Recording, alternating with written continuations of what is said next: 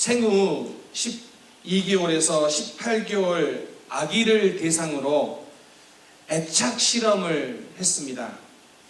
낯선 곳에 갔을 때 엄마가 옆에 있다면 편안하게 놀고 탐색을 하다가 엄마가 잠시 자리를 비우면 아기가 울거나 불안해하는 모습을 보이다가 다시 엄마가 들어왔을 때 반응을 살펴보는 실험이었습니다.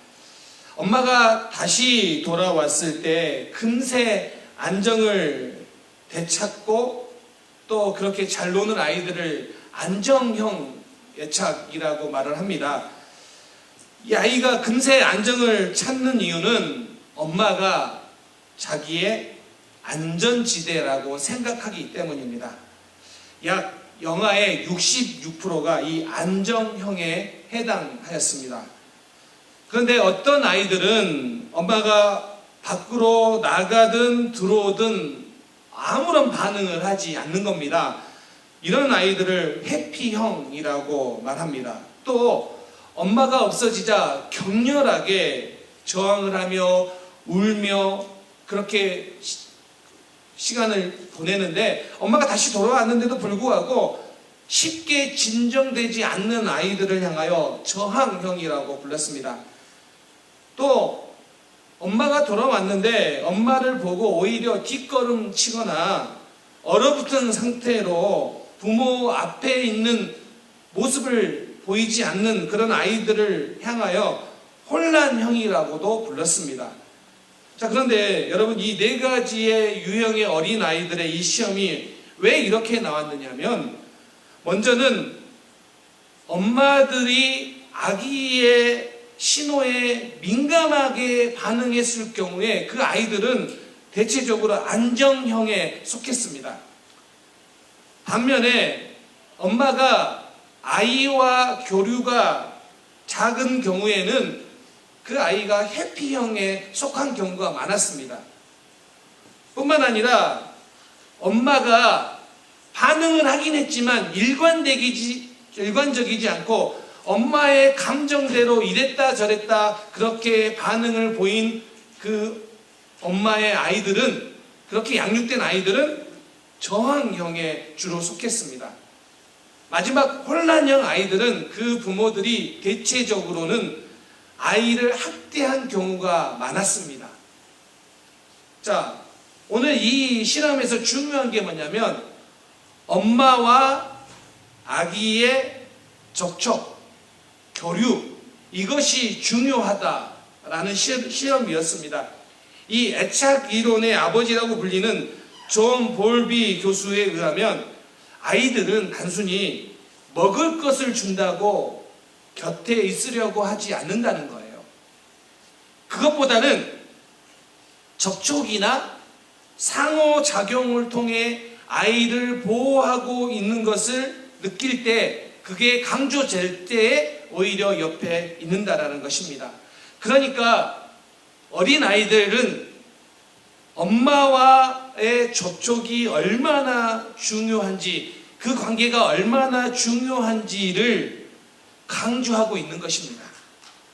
저희 딸이 어렸을 때 교회에 가면 장로님들이 예쁘다고 이렇게 안아달라고 하는데 잘 안아주질 않았어요. 그럴 때 장로님들이 쓰는 수법이 뭐였냐면 사탕을 가지고 와서 사탕 줄게 안아줘, 이렇게 했습니다.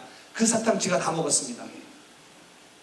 그런데 처음에는 그 사탕을 받고 가서 안기는 것 같지만 나중에는 사탕 가지고는요 절대 안기지 않더라는 거예요.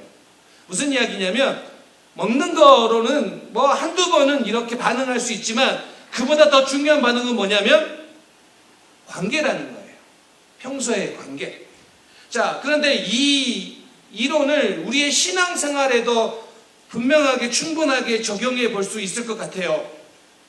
우리가 하나님을 대하는 우리의 자세는 어떤가요? 어떤 경우에는 하나님께서 나에게 무엇을 해 주실 것 같기 때문에, 무엇을 해 주시기 때문에 하나님을 믿는 사람들이 있을 것입니다. 내가 기도하면 하나님이 이런 일들을 이루어 주실 것이기 때문에 내가 하나님을 믿습니다라고 하는 사람들이 있을 겁니다. 그러나 신앙이 성숙해 간다는 것은 하나님께서 무엇인가 주어서가 아니라 하나님과의 관계를 중요하게 여기기 때문에 그 하나님과의 귀한 관계 때문에 신앙생활을 해가는 경우가 있다는 것입니다. 오늘 본문은 우리에게 이런 도전을 줍니다. 우리가 하나님과의 관계가 얼만큼 왜 중요하냐면 우리의 삶에 문제가 생기고 어려움이 생길 때 그 어려움과 문제를 이겨내는 것 중에 가장 중요한 게 뭡니까? 하나님과의 관계라는 거예요. 자, 오늘 시편 우리가 5편을 보고 있는데 이미 3편과 4편에서 우리는 이런 내용들을 살펴보았습니다. 의인들도 이 세상에서 고난을 당한다는 사실입니다. 그리고 오늘 5편은 그런 억울한 일을 당한 성도, 그 의인들이 하나님 앞에 드린 기도의 내용입니다. 시편 5편에서 지금 시인이 어떤 어려움을 당하고 있는지는 정확하게 알 수는 없지만 오늘 이 시를 다윗의 시라고 기록하고 있고 그렇게 보면 다윗이 원수들의 해코지를 당하고 있고 또한 악의적인 소문이 다윗을 향하여 음해하고 있는 것이 보여지고 그런 고통 중에 다윗이 있는 것으로 보여집니다. 자, 그런데 다윗은 정말 하나님을 사랑하고 하나님을 잘 믿으려고 하는 사람인데 그에 반해서 다윗을 해코지하고 어렵게 하고 악한 소문을 퍼뜨리는 그들은 어떤 사람이냐면 하나같이 하나님의 성품에 벗어난 자들입니다. 자, 그들이 어떻게 표현하고 있냐면 4절에는 악인이고 5절에 보면 오만한 자들이고 행악자들이고 6절에 보면 거짓말하는 자들, 피 흘리기를 즐기는 자, 속이는 자, 그런 사람들이라고 표현하고 있습니다. 여러분, 오늘 우리가 믿음으로 살아가는 이 땅에 오늘 우리를 향하여 때로는 사람들이 공격하고 음해하고 비난하는 경우들이 있습니다. 그런데 여러분, 하나님도 그런 자들을 싫어하세요. 이사야 1장 13절에 보면 하나님은 이렇게 말씀하십니다.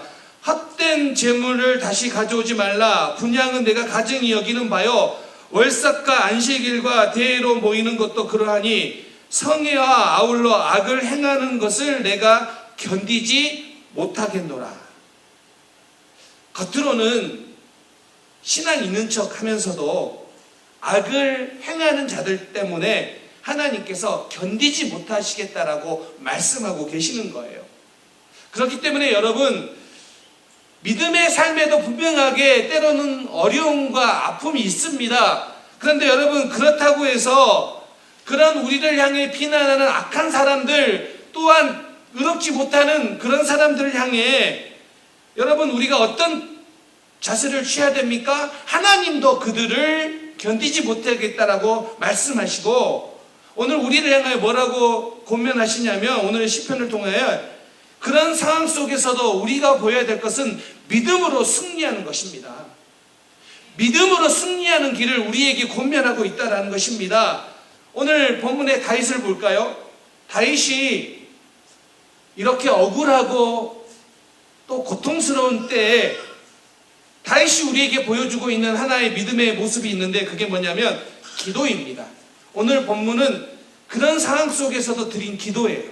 오늘 1, 2절을 보면 귀를 기울여 주소서, 헤아려 주셔서 들으소서, 이런 고백으로 하나님 앞에 기도를 하고 있습니다.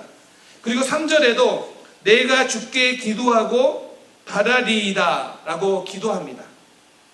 자, 그런데 여기서 이 다윗이 하나님께 기도하면서 기도로 끝나는 것이 아니라 기도하고 바라리이다라고 고백합니다.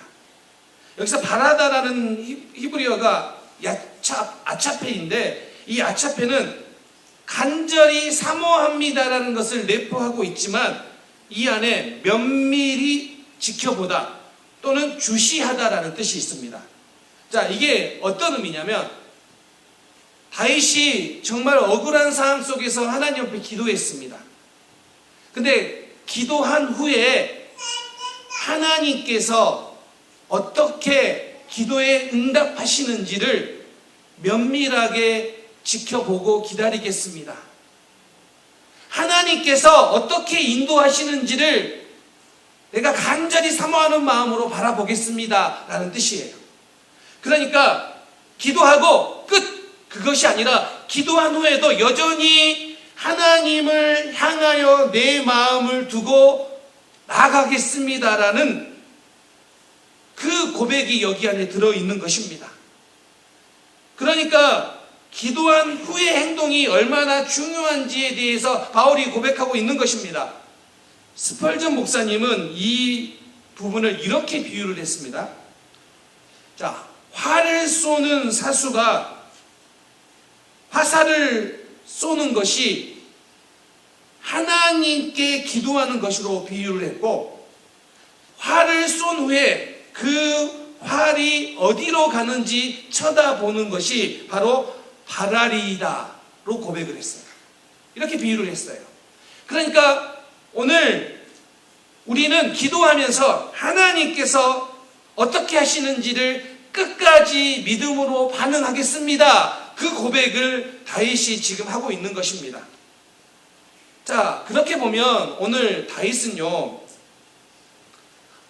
우리에게는 없는 그에게만 있는 어떤 특별함이 있어서 다윗이 이렇게 고백한 것이 아니라, 다윗도 오늘 본문을 보면 우리처럼 고난 앞에서, 어려움 앞에서 두려움을 갖고 힘들어 했습니다. 다윗도 힘들어 했어요. 그런데 오늘 본문에서 다윗에게 볼 수 있는 특별한 점이 무엇이냐면, 억울할 때, 분할 때, 어찌할 바를 모를 때에 다윗은 그 고난을 기도의 기회로 삼았다라는 것입니다. 그랬더니 어떤 일이 일어났냐면, 두려움이 변하여 하나님을 신뢰할 수 있는 힘을 얻었다. 그게 오늘 다윗이 우리에게 보여주는 도전입니다. 자, 그러면 다윗을 통해 우리는 두 가지 인생을 볼 수 있어요. 한 가지는 한평생 환경에 갇혀서 어려움이 올 때마다 염려하고 두려워하며 살아가는 인생이에요. 반면에 또 다른 인생은 어떤 인생이냐면, 환경은 비록 어렵고 힘들고 억울한 일들이 펼쳐지지만 그럼에도 불구하고 하나님께 기도하는 인생이에요. 이 두 가지 인생으로 나눌 수 있다는 것입니다. 그런데 오늘 본문은 우리가 그렇게 기도하며 믿음으로 반응할 때 하나님께서 주시는 은혜를 오늘 설명합니다. 오늘 본문은 두 가지 우리에게 이렇게 권면하고 우리에게 그 은혜를 설명해 줍니다. 첫 번째는 죽게 피하는 자들은 기쁨을 누린다라는 것입니다. 11절. 그러나 죽게 피하는 모든 사람은 다 기뻐하며 주의 보호로 말미암아 영원히 기뻐 외치고 주의 이름을 사랑하는 자들은 주를 즐거워하리로다. 죽게 피하는 자들은 기뻐하고 기뻐 외치고 즐거워한다라고 오늘 우리에게 이야기하고 있습니다. 자, 그런데 이 11절에 세 번이나 기뻐한다라는 의미의 단어를 사용했어요. 이게 근데 전증법이에요. 첫 번째 기뻐하는 것은 단순히 기뻐하는 거예요. 그런데 그 다음에 기뻐하는 단어는 어떤 의미냐면 소리를 지르면서 기뻐하는 거예요. 소리를 지르면서. 그리고 세 번째 의미는 기뻐하는데 그 기쁨의 정도가 뛸 정도로 기뻐하는 거예요. 너무 기쁘기 때문에 내 몸이 뛰면서 기뻐하는 모양이에요. 자, 고난이라 할지라도 하나님께 피하는 자들에게 주시는 그 기쁨은 고난도 막을 수 없다라는 거예요. 고난도 어찌할 수 없는 기쁨을 하나님께서 주시겠다라고 오늘 이 시편을 통해 우리에게 약속하고 있습니다. 자, 그러면 여러분 중요한 게 무엇입니까? 어려움이 왔는데 그 어려움은 어떤 때라는 거예요? 죽게 피할 때라는 거예요. 시편 57편 2절. 하나님이여 내게 은혜를 베푸소서. 내게 은혜를 베푸소서. 내 영혼이 죽게로 피하되 주의 날개 그늘 아래에서 이 재앙들이 지나가기까지 피하리라. 여러분, 위기를 만났는데 하나님께 피할 수 있다면 그것이 능력입니다. 위기를 만났는데 피할 곳이 있는 인생이라면 그 인생은 복된 인생입니다. 사랑하는 우리 성도님들, 정말 힘들고 걱정되고 억울한 그때 하나님께 피하십시오. 하나님께 피하는 게 무엇입니까? 우리가 기도하며 하나님께 피하겠습니다. 이 어려움이 다 지나가기까지 주의 날개 안에 거하겠습니다. 그 고백, 오늘 우리 성도님들의 고백 될 수 있기를 주님의 이름으로 축원합니다. 자, 그런데 여러분, 우리가 시편을 계속 보는데 이 시편은 우리에게 계속해서 그런 권면을 하고 있는 거예요. 여러분, 시편은 우리가 흔히 생각하면 찬양시가 더 많을 거라고 생각하지만 실제로 시편에는요, 찬양시보다 탄식시가 더 많아요. 그리고 그 탄식시는 시편의 150편 중에서 앞부분에 더 많이 몰려 있고요. 시편 뒷부분으로 가면 145편부터 150편에는 할렐루야와 주를 찬양하라는 말이 계속해서 반복되는 시편이에요. 자, 그러면 이 시편의 구조는 어떤 구조입니까? 탄식에서 찬양으로 바뀌는 것이 시편의 구조입니다. 근데 이게 우연적으로 된 것이 아니라 저는 이게 하나님께서 주시는 의도라고 봅니다. 왜냐하면 믿음의 성도들의 삶이 마치 시편과 같아요. 어려움을 만났을 때에는요, 우리도 탄식해요. 고난을 만났을 때는 걱정하고 두려움에도 빠져요. 그런데 기도하며 하나님께 나아갔는데 그렇게 하나님께 피했더니 어떤 일이 일어납니까? 하나님을 찬양합니다. 하나님의 이름을 높입니다라고 끝나는 거예요. 이것이 시편의 구조이고 이것이 성도들의 삶의 모습이라는 거예요. 그렇다면 여러분, 지금 고난을 만났습니까? 어려움을 만났습니까? 우리가 어떻게 해야 됩니까? 우리는 이 탄식의 상황을 훈련의 상황으로 인식해야 됩니다. 기도의 상황으로 인식해야 됩니다. 내가 마주하고 있는 모든 상황이 다 훈련이라고 말하기는 어렵지만 때로는 내가 마주하고 있는 그 고난의 시간들을 훈련으로 인식한다면 분명히 오늘 시인들이 고백한 것처럼 우리의 삶도 우리의 고백도 변화되게 될 줄 믿습니다. 오늘 보십시오. 분명하게 억울한 상황인데 다윗이 하나님께 피한다고 고백하잖아요. 그런데 여러분, 많은 경우에 사람들은 억울한 상황들을 만나면, 고난의 상황을 만나면 누구 때문에 내가 여기까지 이렇게 됐나, 내가 무엇 때문에 이렇게 됐나, 그 원망의 대상자를 찾기 쉬워요. 그런데 여러분, 그때 원망의 대상자를 찾는 것은요, 미련한 거예요. 나에게 찾아온 그 풍랑, 내가 훈련의 도구로 생각하고 하나님께 기도하며 나아가겠다라고 결단할 때 하나님의 역사가 일어납니다. 욥이 바로 대표적인 인물 아닙니까?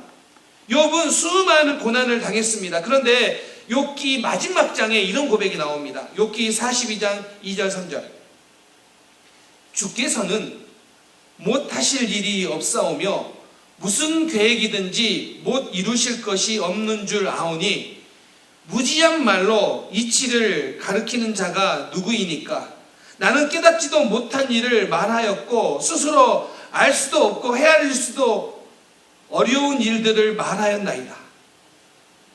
고난당할 때는 너무 힘들어서 사람들의 여러 이야기를 들었는데 그 고난을 지나놓고 그 고난이 훈련이었고 하나님의 뜻이 이루어지는 시간이었다라고 생각하고 나중에 보니까 뭐예요? 하나님의 그 놀라운 뜻을 내가 다 알지도 못하고 중간에 사람들이 말했고 그런 일들이 있었다라고 이야기하는 겁니다. 그러면서 욥기 42장 5절에서는요 이렇게 말합니다. 내가 주께 대하여 귀로 듣기만 하였사오나 이제는 눈으로 주를 배움나이다. 욥이 그가 고난이 찾아왔는데 그 고난이 욥이 원하는 게 아니었어요. 기대하는 게 아니었어요. 그런데 욥이 그 고난을 통해 깨닫게 된 것이 있습니다. 지금까지는 욥이 하나님은 이런 분이시다라고 간접 경험으로만 알았습니다. 그런데 이제 그 고난을 훈련으로 인식한 후에 그의 마지막은 뭐라고 고백합니까? 이제는 하나님을 직접 경험하면서 중요한 것을 깨달았다라고 이야기를 하고 있습니다. 우리의 삶은요, 때로는 불행이라고 생각하는 그 일들을 포함해서 하나님은 합력하여 선을 이루시는 분이십니다. 그래서 고난이 찾아왔는데 그저 어쩌다가 이렇게 재수 없는 일이 나에게 찾아왔나라고 생각해 버리고 만다면 그 고난은 고난 그대로 끝나는 거예요.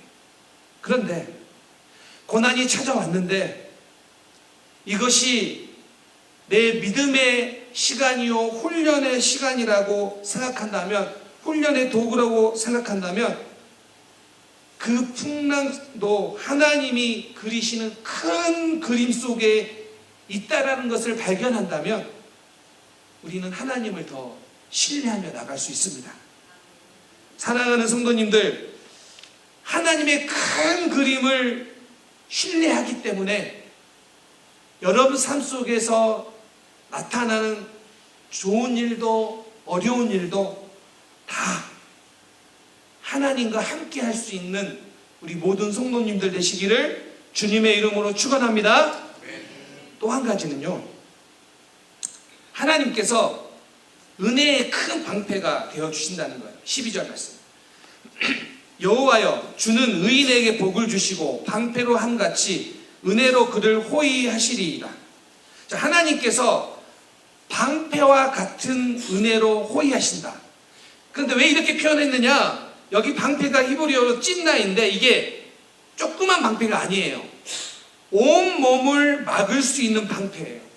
근데 여러분, 다윗이 이 기도를 시작하기 전에 어떤 모습이었습니까? 원수들로부터 공격을 받고 있어요. 그래서 마음이 힘들었어요. 그런데 그런 공격 가운데 지금 어떤 모습을 그리고 있습니까? 기도하며 나갔더니 하나님께서 은혜의 큰 방패로 막아주심을 지금 고백하고 있는 거예요. 오늘 우리가 때로는 고난 중에 있을 때에도 하나님께서 여러분의 방패가 되어주실 줄 믿습니다. 그 은혜의 큰 방패는 모든 것들을 막으며 여러분들을 보호하시며 여러분 가운데 역사를 나타내게 된다는 것입니다. 여러분, 히스기야 왕을 볼까요? 히스기야 왕은 25살에 남유다의 왕이 됩니다. 근데 그의 아버지 아하스는 악한 왕이었어요. 성전의 모든 기구들을 치우고 우상을 섬기도록 제단을 만들어 버렸어요. 그런데 히스기야가 왕이 되고 그는 하나님을 잘 섬기는 왕으로 살기를 원했어요. 열왕기하 18장 5절 6절을 보면 히스기야가 이스라엘 하나님 여호와를 의지하였는데 그의 전후 유다 여러 왕 중에 그러한 자가 없었으니 곧 그가 여호와께서 연합하여 그에게서 떠나지 아니하고 여호와께서 모세에게 명령하신 계명을 지켰더라. 히스기야가 어떤 일을 했는지를 기록하고 있는데 유다의 다른 어떤 왕보다도 하나님을 더 의지하는 왕이었습니다. 그래서 히스기야는 왕이 되자마자 성전을 깨끗하게 정결하게 했습니다. 그래서 우상 숭배하도록 만든 모든 신당들을 다 제거했어요. 그리고 수백 년 동안 지켜지지 않았던 유월절을 다시 지키도록 했습니다. 그러니까 히스기야가 오늘 성경 그 열왕기하 18장의 말씀처럼 하나님 보시기에 얼마나 좋은 일을 많이 했습니까? 기쁜 일을 많이 했습니까? 그런데요, 여러분, 동일한 기록, 역대하 기록을 보면 역대하 32장 1절에 이런 말이 나옵니다.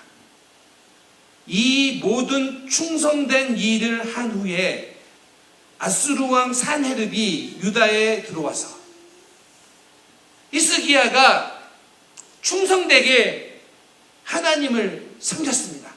그래서 이 모든 일을 이 모든 충성된 일을 한 후에 하나님을 잘 믿었고 하나님을 잘 믿도록 개혁을 했는데, 그렇게 바꿔놨는데, 그렇게 충성된 이에 어떤 일이 일어났습니까? 아수르 왕 사네립이 유다를 침범한 겁니다. 그러니까 충성되게 하나님을 섬겼는데 위기가 온 겁니다. 고난이 찾아온 겁니다. 그러면 여러분, 인간적으로 좀 불평할 때 아닙니까? 하나님, 내가 이렇게 열심히 충성되게 하나님을 섬겼는데 아수르가 침공하다니요, 이게 말이 됩니까? 이렇게 말할 만한 상황 아니에요? 왜 하나님 이렇게 잘 믿었는데 복을 주시지 왜 이 위기에 처하게 만듭니까? 라고 말할 만한 상황인데, 히스기야가 그런 이야기를 했다라는 기록은 없습니다. 동일하게 오늘 우리에게 보여주는 거 아닙니까? 우리가 신앙생활을 잘해도 이 땅을 살아가다 보면 어려움도 만날 수 있고 억울한 일을 당할 수도 있다는 거예요.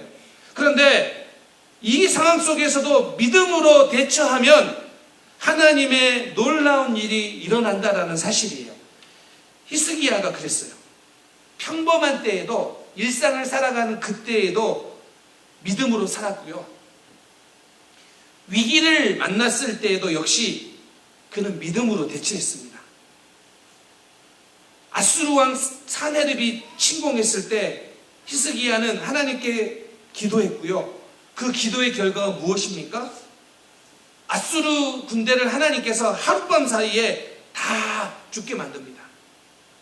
겨우 몇 명만 도망갔지만 그 도망간 왕도 자기 아들 손에 나중에 죽게 됩니다. 이게 오늘 말하고 있는 은혜의 큰 방패예요. 하나님께서 믿음으로 살아가는 자들에게 보여주시는 믿음의 큰 방패예요. 여러분에게 묻고 싶습니다. 지금 여러분을 압박하는 아수르는 무엇입니까? 지금 여러분들을 힘들게 하고 여러분들을 억울하게 하고 여러분의 고통 가운데 있는 이슈가 무엇입니까? 혹시 물질 때문에 지금 그 어려운 가운데 있습니까? 아니면 육체의 질병 때문에 그 어려운 가운데 있습니까? 아니면 자녀 문제 때문에 여러분들을 지금 그 아수르라는 압박 가운데 있습니까? 예수를 잘 믿으려고 정말 힘썼는데, 정말 애썼는데, 그런데 아수르가 공격해 와서 지금 마음이 너무 힘드십니까? 오늘 이 말씀을 기억하십시오. 오늘 히스기야를 기억하시고 오늘 이 말씀을 기억하십시오. 하나님께서 여러분의 은혜의 큰 방패가 되어 주실 줄 믿습니다. 온 몸을 막을 수 있는 큰 방패예요. 수많은 적들이 공격해 오지만 온 몸을 막을 수 있는 그 방패가 되어 주셔서 오늘 히스기야에게 보여주셨던 그 놀라운 일들이, 그 기적과 같은 일들이 오늘 우리 사랑하는 성도님들 가운데, 오늘 우리 은혜생 공동체 가운데 그러한 은혜가 나타날 수 있기를 주님의 이름으로 축원합니다. 이사야 43장 2절 말씀을 기억하십시오. 내가 물 가운데로 지날 때 내가 너와 함께 할 것이라. 강을 건널 때 물이 너를 침몰하지 못할 것이며 내가 불 가운데로 지날 때 타지도 아니할 것이요 불꽃이 너를 사르지도 못하리니. 오늘 우리 사랑하는 성도님들을 하나님께서 어떻게 붙잡아 주시고 보호하시는지 기도하고 바라리이다. 경험하고 고백되어지는 그런 은혜의 공동체가 오늘 우리 공동체 될 수 있기를 주님의 이름으로 축원합니다. 이제 말씀을 마무리하려고 합니다. 며칠 전에 저 카톡 그룹에 있는 한 목사님이 들려준 이야기입니다. 이 목사님 교회에 중국인이 찾아왔는데 이런 이야기를 나눠줬습니다. 제아 인권운동가이며 크리스찬인 이 중국인이 미국에 들어오기 위해서 작년 1월 멕시코에서 작은 목선을 타고 미국으로 몇 명이서 이렇게 밀항을 한 겁니다. 그런데 그날 비가 오고 파도가 심한 날이었습니다. 목선을 타고 미국으로 들어오다가 그만 파도에 배가 뒤집힌 겁니다. 바다에 빠진 겁니다. 그래서 여러분 생각해 보십시오. 이 상황이 생각만 해도 공포가 아닙니까? 1월에 바다에, 밤바다에 비가 오는 날, 파도가 치는 그날 거기에 빠진 겁니다. 겨우 구명조끼를 입고 그 밤바다에서 9시간을 유영했답니다. 9시간 동안. 그런데 그 밤바다에 있다가 상어를 만난 겁니다. 상어가 다가오는 그 모습을 보았는데 죽음의 공포가 몰려온 겁니다.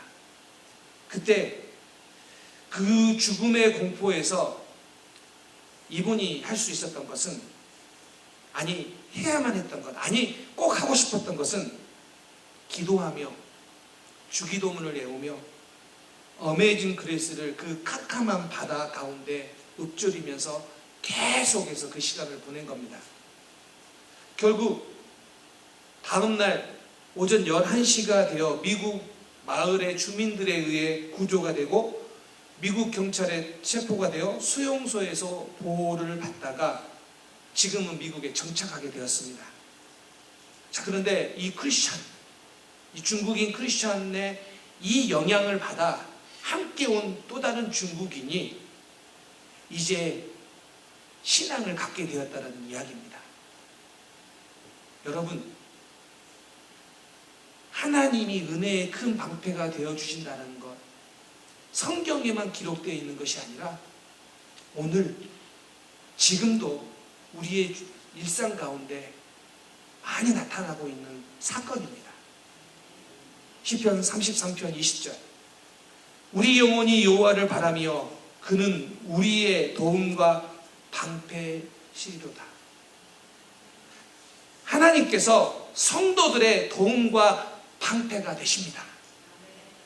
오늘 여러분들을 힘들게 하고 우리 앞에 놓인 풍랑이 아무리 크다 할지라도 하나님이 도우시고 방패 되신다면 그 어떤 상황 속에서도 우리는 낙심하지도 않고 무너지지도 않고 구원받으며 하나님의 자녀로 승리하며 살아가게 될 줄 믿습니다. 그 은혜가 오늘 이 한 주간을 살아가는 여러분의 삶 속에서도 동일하게 강력하게 나타나게 될 줄 믿습니다. 그렇게 되기를 다시 한번 주님의 이름으로 축원합니다. 아멘. 기도하겠습니다.